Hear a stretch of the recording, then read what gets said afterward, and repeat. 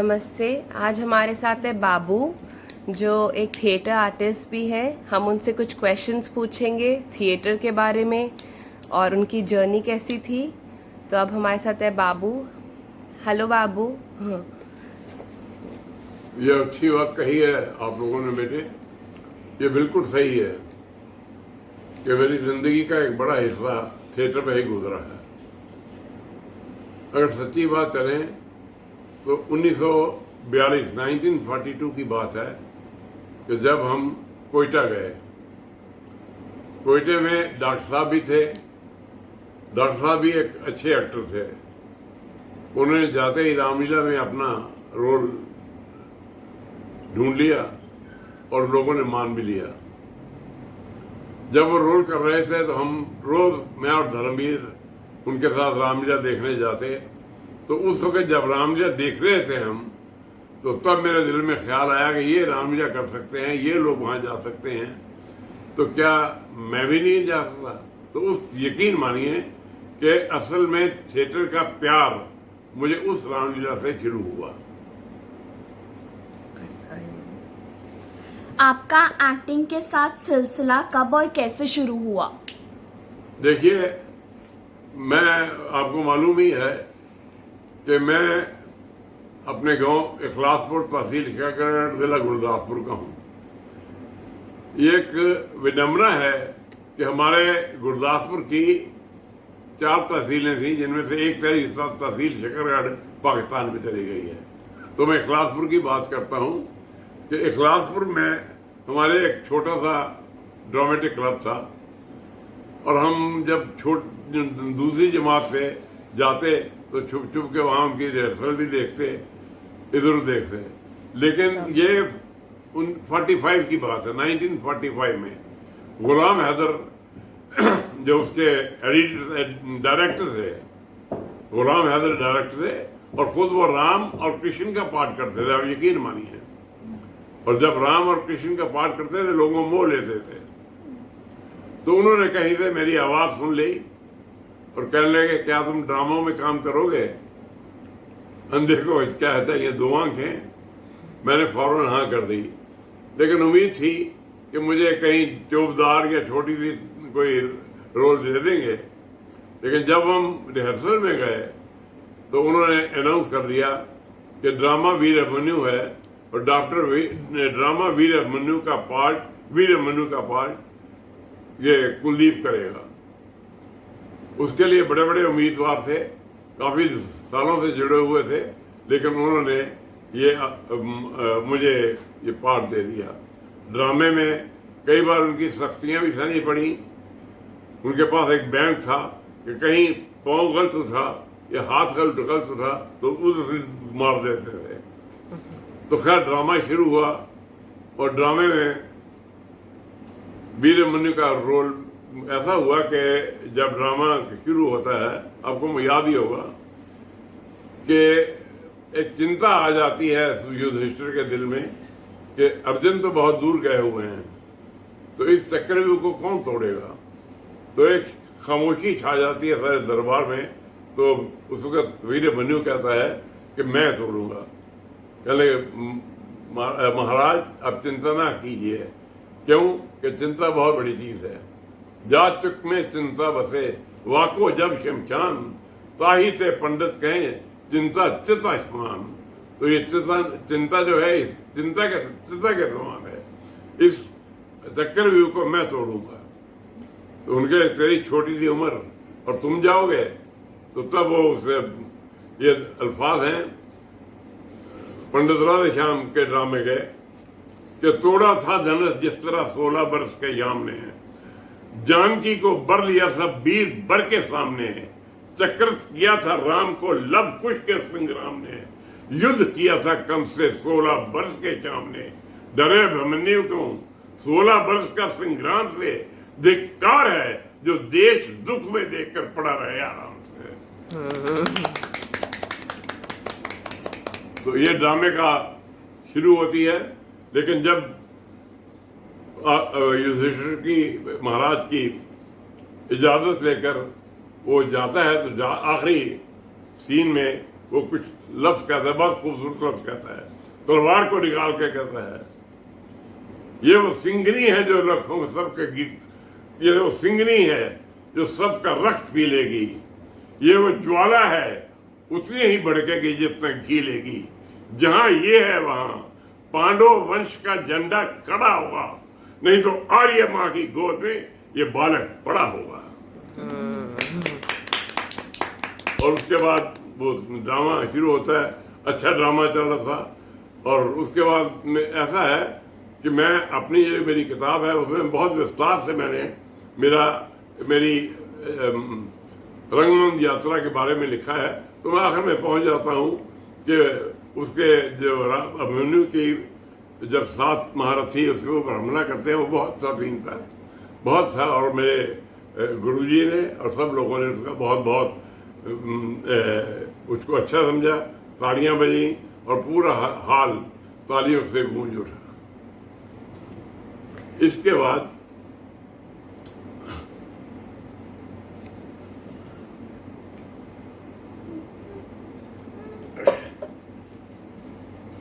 पाकिस्तान से इधर उधर घूमते घामते हम दिल्ली आ गए। दिल्ली में रामजी नंबर 5 में मुझे दाखिला मिला। वो दाखिला कैसे मिला ये भी मेरी किताब में आप पढ़ेंगे, बहुत दिलचस्प बात है। लेकिन इसमें एक छोटी सी बात बता देता हूं कि हम मेरे ख्याल में हम उसको 3 साल की ये हायर सेकेंडरी थी, 9th 10th 11th higher secondary थी, अब सीनियर सेकेंडरी नहीं थी। तो उस वक्त हम 10th में थे शायद, मेरा ख्याल है। तो 10th में पता लगा कि ड्रामे की तैयारी हो रही है। तो मैं और भूषण वहां पहुंच गए। भूषण कहने लगा यार जो ही चल इसमें ड्रामा ले, पार्ट ले। वहाँ एक सुरेंद्र सेठी थे, वो जो 5वीं जमात से ही 7 साल थे, बहुत अच्छे एक्टर थे और बहुत खूबसूरत गाते थे। उन्होंने कहा कि हमारे पास तो अब कोई पार्ट है नहीं। मैंने कहा देख लो यार कहीं हो तो।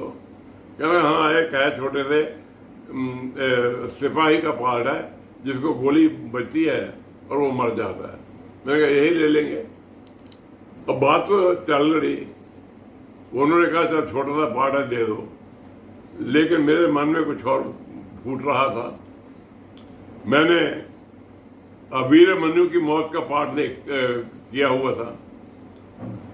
वो उस मरते हुए सिपाही को जब गोली लगती है, इतनी खूबसूरत तरीके से मैंने अदा किया कि उस ड्रामे में फर्स्ट प्राइज कुलदीप राज जोशी को हासिल हुआ। इसके बाद फिर हम Shri Ram college of commerce में चले गए। वहाँ पर भी यारों दोस्तों के साथ हो रहे थे। तो ये 1952 की बात है क्या, 1952 में जब हम 2nd ईयर में थे, 3 साल थे उन दोनों कॉलेज में। तो मानव एक्टिंग के लिए नाम दिए गए और हमारे वेदुकुल भूषण ने कहा भैया नाम दे दो यहाँ भी। मैं कहा क्या बड़े बड़े एक्टर हैं यहाँ पर, बहुत बड़े बड़े, हम तो गाँव के लोग हैं।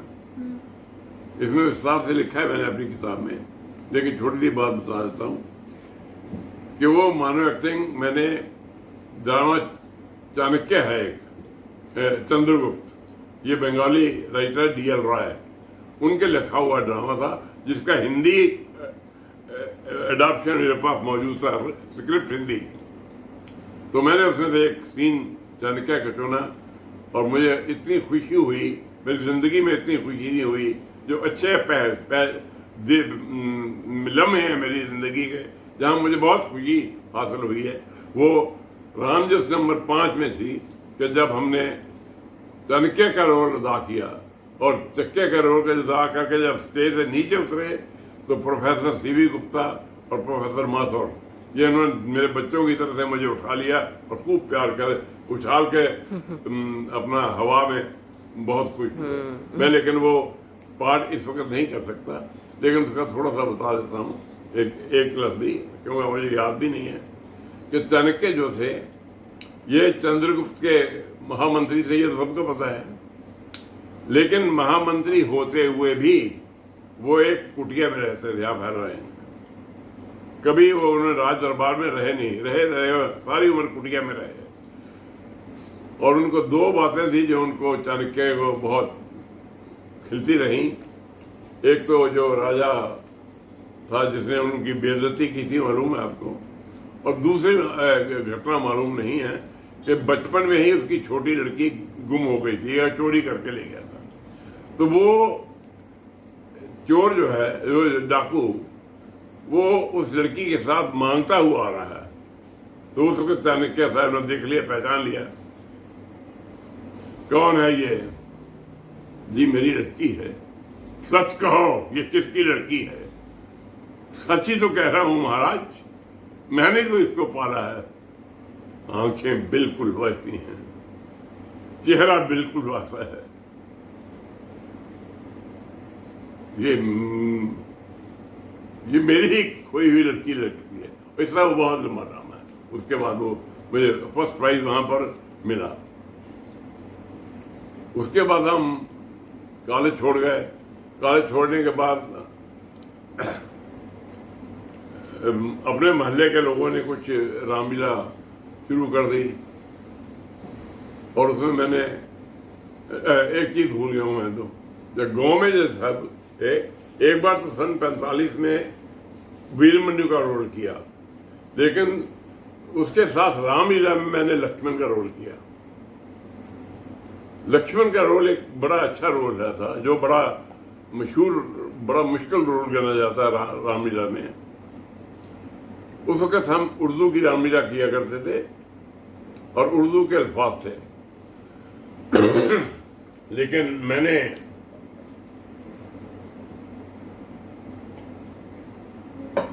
वो रोल बहुत अच्छी तरीके से किया। उसके मैं आपको 2-3 डायलॉग सुना देता हूँ कि सीन ये है कि जब किसी राजा महाराजा से वो धनुष नहीं उठता तो राजा जनक बहुत उदास हो जाते हैं, और उदासी में कई उल्टी बातें कह देते हैं राजाओं को। तो उस वक्त लक्ष्मण को जोश आ जाता है। कोशिश करूंगा इतनी पुरानी बात को मुझे अगर याद आ गई तो ख्याल अगर के भूल जाऊं बीच में तो माफ किया लेगा।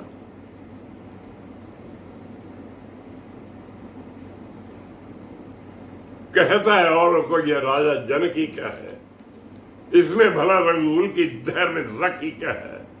कहो तो एक ही हाथ से ब्रह्मांड ला दो, धनक तो धनक को से फलक ही क्या है।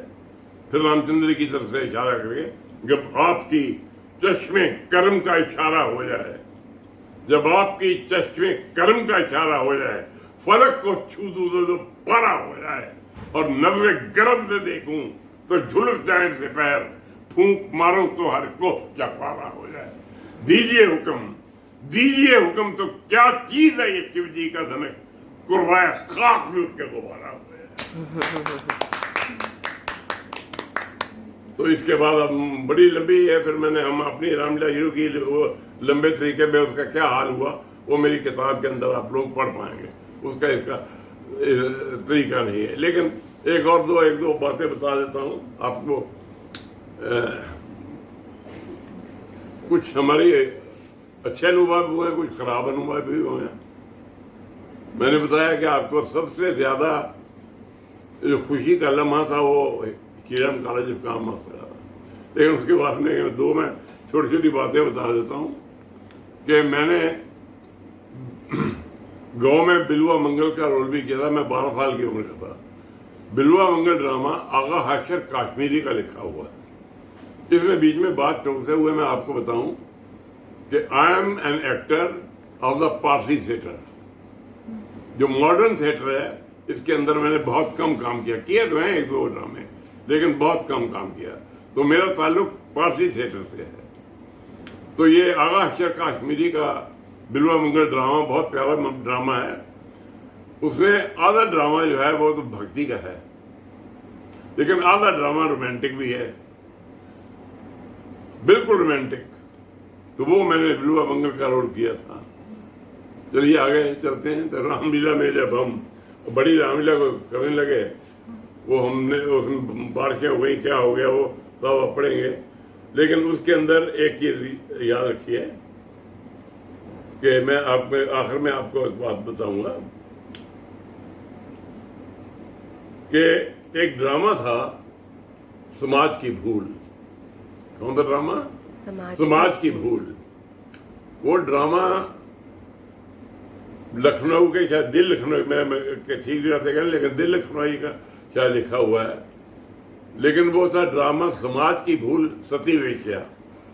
एक लड़की जो है वो, उसका बाप पैसे लेके उसको किसी बूढ़े के साथ ब्याह देता है और वो वहां से कहीं वेश्या के रूप जाती है, लेकिन वहां से वापस आ जाती, ऐसा कोई है ड्रामा। लेकिन जब वो, उसका लड़का जो है वो भी उसके साथ है बाप के, कि पैसे मिल रहे हैं, इसमें क्या है। लेकिन इसमें एक बदलाव है ड्रामे में, सुनिए जरा ध्यान से, कि वो लड़की को तो दे दिया बड़े बूढ़े के, लक्ष्मी नारायण उसका नाम था, तो वो चला गया, वो बारात चली गई, लड़का उसका सुंदर रहा, वो अपना दुकान पे बैठता था, तो उसका बाप भी दुकान पे बैठता था। अब यहाँ पे ड्रामे का चेंज हो रहा है, ध्यान सुनिए कि उसका फादर जो है, पिताजी उसके कहते हैं कि सुंदर तुम जगह दुकान पे बैठो, मैं जरा घर हो आऊँ, मेरी तबीयत खराब हो रही है। घर आता है तो उसने कहा है कि बेटा मेरी तबीयत खराब हो रही है, सिर दर्द हो रहा है। तो कहते आपको बाम लगा दूं पिताजी? तो वो बाम लगा रही होती है तो सुंदर ऊपर से आ जाता है, सुनिए यहाँ चेंज है, और वो एक तरफ हो जाती है, अब डर रही है, पहले तुझे इसका डरना था। फिर मानो अब डर रही है, पहले तुझे इसका डरना था, सीने में कलब कलब में खौफे जिगर न था, या ये अधर्म काम आले नजर न था, या दिल की दर्द सर की चौक में दर्द जिगर न था, रख रख के नमक जख्म जिगर की खराश पर मरहम लगा रही है दिल पाय पाय पर। इस ड्रामा में आगे जाके बहुत ज्यादा बदल जाता है कि वो जो बूढ़ा आदमी उसको लेके जाता है, अल्टीमेटली वो उसको अपनी लड़की बना लेता है। तो ये बहुत लंबा ड्रामा है, लेकिन ये मैंने इसको एक थोड़ा सा आपको बता दिया। आपने इतने रोल्स निभाए हैं, आपका इन सब में से सबसे मनपसंद रोल कौन सा है? मेरा मनपसंद रोल वैसे तो मैं वीरमनु को कहूंगा, क्योंकि दिल्ली आकर भी मैंने वीरमनु का रोल किया। लेकिन अगर आपने ये पूछ ही लिया है तो बिलवा मंगल के ड्रामे में मैंने पहले तो बिलवा मंगल का रोल किया, अब सुनिए ध्यान से ना। लेकिन उसके बाद जब मैं दिल्ली आ गए और राजेंद्र नगर में रामलीला में हम जाया करते थे, क्योंकि अपनी रामलीला में कुछ थोड़ा सा गड़बड़ हो गई थी, जिसके बारे में आप किताब में पढ़ेंगे। तो हम जब गए उसके राजेंद्र नगर वालों ने कहा कि भाई आप तो रामलीला कर नहीं रहे, आप हमारे साथ आ जाइए। तो मैं वहां भी गया, तो वहां बड़ी इज्जत कमाई, बहुत बड़ा नाम कमाया। तो वहां पर बिलवा मंगल के बाप का रोल मुझे करना पड़ा।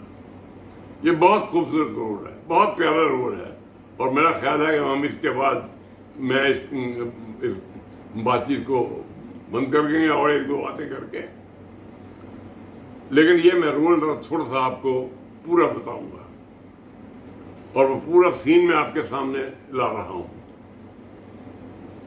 अपने बीच में लेक्चर में ग्राफ भी उठाऊंगा, कुछ करूंगा, लेकिन आप जरा देखिए जरा।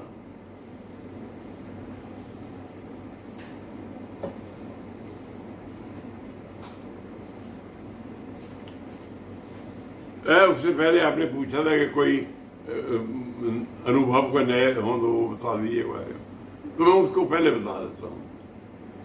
दो अनुभव बड़े बड़े हुए। मेरे जीजा जी थे, वो भी अच्छे ड्रामा आर्टिस्ट थे, और मेरे से कोई खास उनकी मोहब्बत नहीं रही, डांटते ही रहे, हम भी डांट खाते रहे।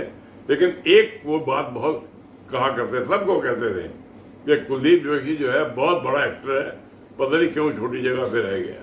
ये आमतौर पे वो बात कहा करते। मुझे बहुत इस लिहाज से उन्होंने बहुत अच्छी, मुझे जब मैं drama Kiran college of commerce में फर्स्ट प्राइज लेके आया तो उन्होंने बहुत खुश हुए। उन्होंने कहा ठीक है, यू डिजर्व इट। तो उन्होंने एक बार कहा कि कुलदीप, ये पानीपत के नज़दीक, मुझे गाँव याद नहीं, पता नहीं किसमें है, कि वहाँ कोई रामलीला के लिए बुला रहे हैं, थोड़े से पैसे भी दे देंगे, वो अच्छे पैसे दे देंगे, तो वहाँ चलें, ले चलो, आप चलो मेरे साथ, जो रोल होगा कर लेंगे। मैं कहा कोई बात नहीं जी, रामायण का तो हर कोई रोल कर सकता हूँ। कहते नहीं, वीर मनु का रोल करना है तुम्हें, और अच्छा रोल करना है। वो मुझे गाँव का नाम याद नहीं है। हम चले गए, वहाँ 2 रामलीला थी। उस गांव के 2 चौधरी थे और अपने अपने अलग वो ड्रामे करवाते थे। एक वो चौधरी, एक हमें कोई चौधरी जो लेके गया था, उसने वीर मनु ड्रामे का अनाउंस कर दिया और हम आ गए वीर मनु का। जब पहला सीन उतरा तो वहां से लोग उठ के सारे इधर आ गए दूसरे ड्रामे से। हम बड़े खुश हुए, लेकिन शाम को जाबा के घर में आए तो 3-4 आदमी लाठियां लेके आ गए और लाठियां उन्होंने घुमानी शुरू कर दी कि कहाँ से आ गए हो, ये है वो है, दुनिया भर के। बड़ी मुश्किल से जीजा जी ने हमें निकाला और कहते चलो दिल्ली वापस, ये हमारा और दूसरा एक और अच्छा बड़ा खूबसूरत, वो मुझे याद है, याद रखिएगा कि पंजाब में एक जगह है नाभा, पटियाला और नाभा अलग अलग रियासतें हैं। नाभा का राजा अलग था और नाभा का अलग था। तो नाभे में हमारे एक दोस्त की बारात गई, तो हम बारात के साथ चले गए। तो बारात की रोटी कुछ जल्दी हो गई, तो हमने कहा चलो यार छोटे से गांव में दरख्यार का चक्कर लगा के आते हैं। तो गए, वहाँ गए तो एक गली में पर्दे लगे हुए थे ड्रामे के, सुनने की बात है। तो मैंने कहा भाई ये क्या हो रहा है? कह रहे यहाँ ड्रामा बिलुआ मंगल हो रहा है, आगा चरकाश जी का। तो पहले सीन में ही वो बिलुआ मंगल जो था, वो ऐसा लगा जैसे कोई कुम्हार होता है। कोई देर में मैं पीछे ले गया, मैं कहा भैया बिलुआ मंगल का ड्रामा ठीक, बिलुआ मंगल का रोल ठीक नहीं हो रहा। तो वो डायरेक्टर बेचारा बड़ा खामोशी ले बोला, कहता जी बात ये है असल में कि जो हमारे यहाँ बिलवा मंगल का रोल कर रहा था ना, वो बहुत बीमार हो गया, तो हमने उसको उसकी प्रॉक्सी ली है, तो इसलिए थोड़ा सा है, बाकी रोल आपको सब अच्छे मिलेंगे। मैंने कहा अगर मैं छोटी सी अर्ज करूँ, कहते फरमाइए। मैं कहा मैं बिलवा मंगल का रोल कर लूँ? कहते आप कर सकते हैं। मैं कहा कोई नहीं, जैसे यही करें इनसे तो अच्छा ही कर लूँगा या ऐसा ही कर लूँगा। उन्होंने जब हमें मजबूर होकर बिलवा मंगल बना दिया और बिलवा मंगल का ड्रामा शुरू हो गया। बिलवा मंगल के ड्रामे में पहला सीन, दूसरा सीन ताड़ियों से हाल गूंज उठा, और ये समझिए कि हालत ये हो गई कि दूसरे दिन जब वो लड़की को विदा होना था, तो लड़की को विदा करने वाले लोग कम थे, हमें विदा करने वाले लोग ज्यादा थे। ये हमारा एक बड़ा था बोल रहा है। लेकिन मैं आप इसके बाद एक बात थोड़ी सी करके आखिर मैं आपको वो बताऊंगा। ड्रामे कई किए हैं। एक हरिश्चंद्र का ड्रामा है, दानवीर हरिश्चंद्र कहते हैं उसे, दानवीर हरिश्चंद्र। तो वो पता शायद आपको स्टोरी पता ही है नहीं है, मैं आपको किसी बता देता हूँ कि विश्वामित्र जी आते हैं और उससे कहते हैं कि उसका नाम बहुत दूर दूर तक पहुँचता। यह रामचंद्र जी के पूर्वजों में से राजा हरिश्चंद्र, इनका पहला राजा भागीरथ हुआ है। भागीरथ से ये सारा खानदान चला है। तो वो अयोध्या के राजा थे, तो विश्वामित्र उनकी परीक्षा लेने की आता है। तो परीक्षा लेने के लिए होता है कि राजा जो मैं मांगूंगा दोगे? क्या तो ऋषिवर बिल्कुल जो आप मेरे मुंह से निकलेगा वो आप लेंगे। कहने लगा अपने राजपाट दे दो, कि भाई ले लिया। फिर वो तख्त पे बैठा था, कहले हरीशचंद्र, जब तुमने राजपाट ही मुझे दे दिया तो ये अपनी तख्त पे क्यों बैठे हो, मुझे राज सिंहासन पे क्यों बैठे हो? तो राज सिंहासन छोड़ दिया। कहते अब राज सिंहासन छोड़ के बैठ गए हो और कपड़े तुमने राजाओं वाले बैठे हुए हैं। जब तुमने स्वराज पाठ सब दे दिया तो राजाओं वाले कपड़े कहते हैं।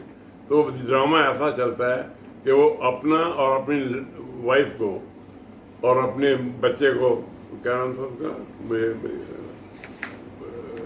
पनीर होता ऐसा, मैं वो उसको राजपाट दे के तो ऐसे हो जाते हैं।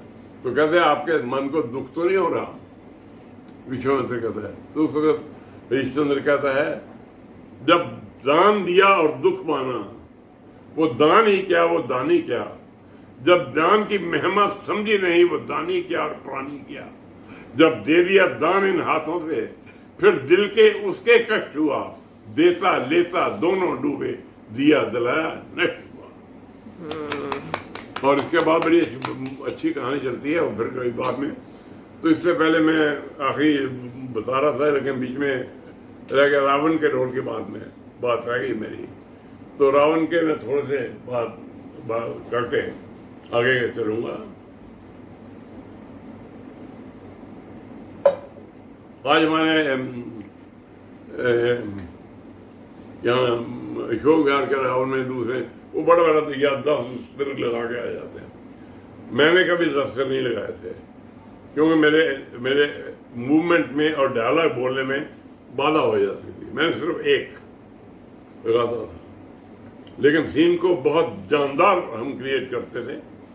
3 सिपाही इधर और 3 सिपाही इधर, वो आगे शेर बोलते थे पहले अपनी शाम में। उसमें महाराजा लंका की रावण की शान में बोलते थे, और फिर रावण तलवार चलाता हुआ खुद शेर बोलता हुआ आया था। उसके 2-3 शेर थे कि मैं चलूं तो कांप उठता है जमीनों आसमां, मैं चलूं तो कांप उठता है जमीनों आसमां, कुदरत का जर्रा जर्रा है मेरा ही शनाखा, मैं ही हूं शरीर, मैं ही हूं जिस्म, मैं ही हूं आत्मा, सर को झुकाओ सामने के मैं हूं परमात्मा।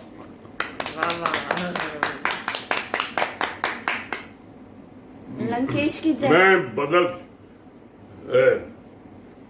है टपकता खौफ मेरी हर एक बात से, है टपकता खौफ मेरी हर एक बात से। मैं बदल सकता हूं रात को दिन और दिन को रात से। बा मर्तबा बा हौसला जी शान हूं, सर को झुकाओ सामने के मैं भगवान हूं। ये शेर बोलता हुआ और वो सर झुकवा लेते हैं, और जय बोलते हुए अपने तख्त पे जा उठता है। फिर उसके तख्त पे बैठने के बाद जो डायलॉग है वो बोल,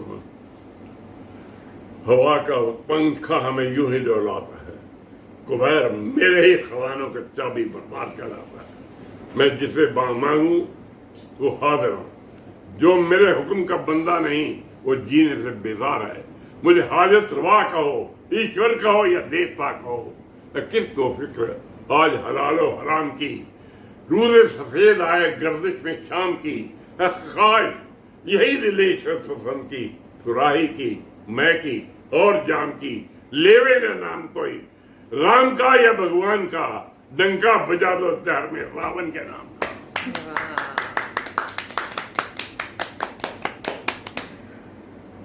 ध्वजा लहराएगी मेरी आकाश के ऊपर, बनाऊंगा नया बैकुंठ कैलाश के ऊपर, खर्च गंगा का जल होगा मेरे चरणों के धोने में, और मेरा ही नाम गूंजेगा हर मंदिर के कोने में। इसके बाद वो ड्रामा शुरू हो जाता है, वो अब अगली बात है। तो हम आ रहे थे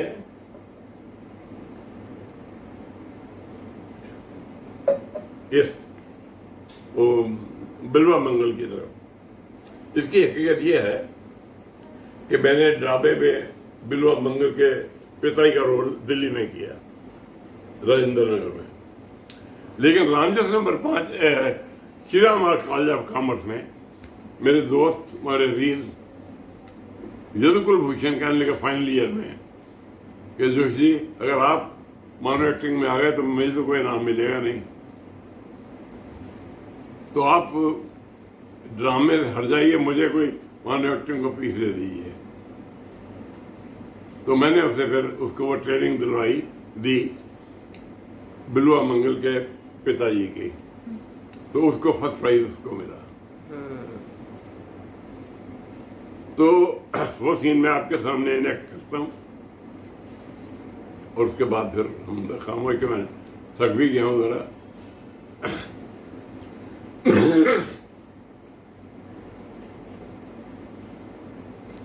सीन थोड़ा सा लंबा है, बीच में देखिए। सीन ऐसा है कि बिलवा मंगल एक्वेक्सिस में फंसा हुआ है। ब्राह्मण का लड़का है जो बहुत बड़े ब्राह्मण है, कांची के, बनारस के। उसके पिताजी बीमार पड़े हुए हैं और बिलवा मंगल वहां चिंतामणि नाम की एक वैश्या उसके घर में है और वहां बिलवा मंगल की जो धर्मपत्नी है रंभा, वो पीछे अपने सुसर साहब का ख्याल रख रही है, उनको दवाई वगैरह दी रही है। ये समझिए, पर्दा खुलता है, वो बीमार पड़ा है, वो रंभा है और एक दो नौकर है। समझा गई? अब उसे ध्यान से देना और जो अगर अच्छा लगे तो आखिर में ताली बजाना, बीच में नहीं। बहुत लंबा है थोड़ा सा, लेकिन मैं ये बताना चाहता हूँ।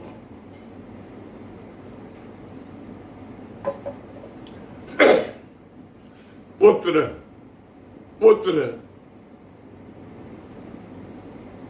एक ऐसी आवाज है जो मेरे घर से उठ के हजारों घरों में गूंज पैदा कर रही है। जिनके घर कोई औलाद नहीं होती, जिनके कोई पुत्र नहीं होता, वो मानताएं मानते हैं, मंदिरों में जाते हैं, सर को झुकाते हैं, प्रार्थनाएं करते हैं और जब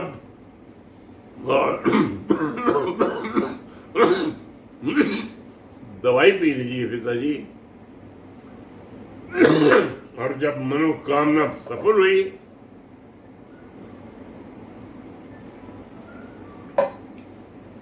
और जब मनोकामना सफल हुई तो बदसूरत से बदसूरत बालक को भी ब्रिज का गोपाल और अयोध्या का लाल समझकर उसके पालन पोषण में दया, धर्म, दुनिया सबको भूल जाते हैं।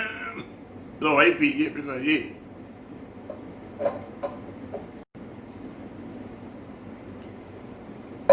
वंश का नाम चमकाएगा, बुढ़ापे का सहारा होगा। मैं आपसे पूछना चाहता हूं, इतने कितने बेटे हैं जो बुढ़ापे में आपके काम आते हैं? वो ऐसे कितने दरख्त आप लगाते हैं जिनके फल आप खा पाते हैं? रामू, ओ रामू जी महाराज, बिलवा नहीं आया? महाराज आशा है आ जाएंगे। आशा है, विश्वास नहीं। अच्छा जाओ, घरों के दरवाजे बंद कर दो।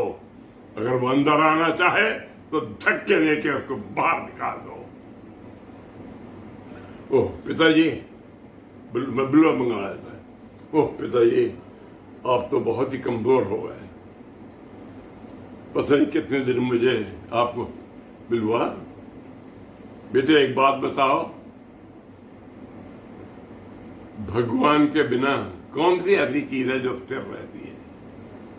हर चीज बदल जाती है। आप नहीं आए, लेकिन मैं तो बदल गया। बीमारी ने मुझे बड़ा हाल कर दिया और ये रंभा है जो तुम्हारी जगह आज मेरी सेवा कर रही है। इसकी तरफ देखो बिलवा, ये तुम्हारी प्रतीक्षा करती रहती है। पिताजी, रंभा सुंदर है, बहुत सुंदर। संगीत कविता और चित्रकारी मिलकर जिस सुंदरता का जिक्र करते हैं, रंभा उससे भी ज्यादा सुंदर है। लेकिन क्या बेटा, लेकिन मैं इससे प्यार नहीं कर सकता। क्यों? ये जानते हुए भी कि प्यार के लिए बनाई गई है, ये मैं प्यार नहीं कर सकता। मैं जब भी रंभा की तरफ जाता हूं, मेरे रास्ते में चिंता बुनी आ जाती है। चिंता? कौन सी चिंता? कैसी चिंता? हजारों मुंहों का नुकला हुआ निवाला, हजारों कुत्तों की चाटी हुई हड्डी, ये स्वर्ग है वो नरक है। पिताजी, जाओ धक्के देके से बाहर निकाल दो। नहीं फिर रामू, इसको धक्के देके बाहर निकाल दो, दरवाजे बंद कर दो। पिताजी बिलवा अंदर जाते हैं। फिर बिलवा चला गया। आप लोगों ने उसको रोका क्यों नहीं? आपने क्यों नहीं रोका? बिलवा तुम चले गए बेटे, अपने बाप को छोड़कर, अपनी पत्नी रंभा को छोड़कर। ठहरो, मैं तुम्हारे पास साथ चलूंगा, मैं तुम्हारे पास आ रहा हूं। बिलवा।